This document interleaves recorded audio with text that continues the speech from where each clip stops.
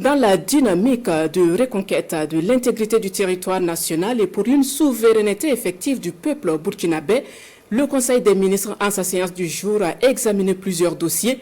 Ce qu'il faut retenir, c'est que c'est la commémoration du 36e anniversaire de l'assassinat du capitaine Thomas Sankara. Le Conseil a décidé de marquer l'élévation officielle du père de la révolution burkinabé au rang de héros, mais pas que. L'avenue Charles de Gaulle sera rebaptisée pour s'appeler boulevard Charles de Gaulle. Il y a un quitté pour le compte rendu. Le boulevard qui va de la radio nationale au centre hospitalier universitaire pédiatrique de Ouagadougou, jusque-là appelé avenue Charles de Gaulle, est débaptisé.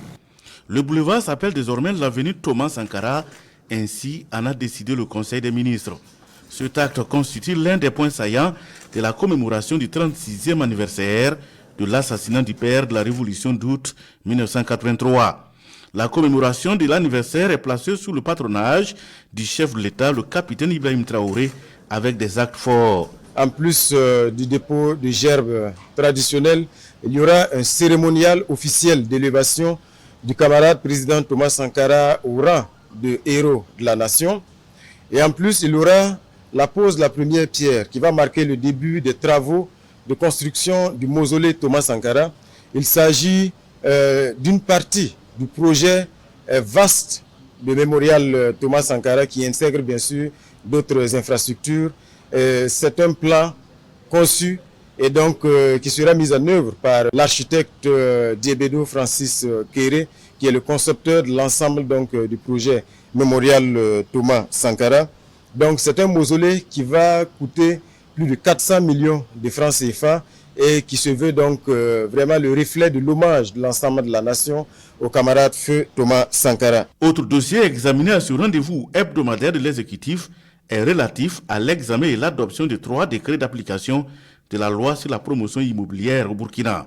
Le premier porte sur les conditions qui régissent la coopérative de logement social au Burkina. En clair, il est prévu que les citoyens qui remplissent ces conditions puissent obtenir un récépissé auprès du ministère en charge des libertés et également obtenir un agrément au niveau du ministère en charge de l'urbanisme qui leur autorise justement de se constituer et de pouvoir construire des logements au profit de leurs membres. Le deuxième décret se rapporte aux conditions et modalités de cession provisoire, définitive et de bail amphithéotique avec pour viser les terrains urbains destinés à la promotion immobilière. Dans ce cadre, il est prévu que le promoteur immobilier qui souhaite construire des logements puisse bénéficier dans un premier temps d'une cession provisoire, donc à travers un arrêté de cession provisoire pour permettre d'approfondir son projet et surtout de faire la levée de fonds pour la mise en œuvre de son projet. Et une fois qu'il achève la construction de ces logements,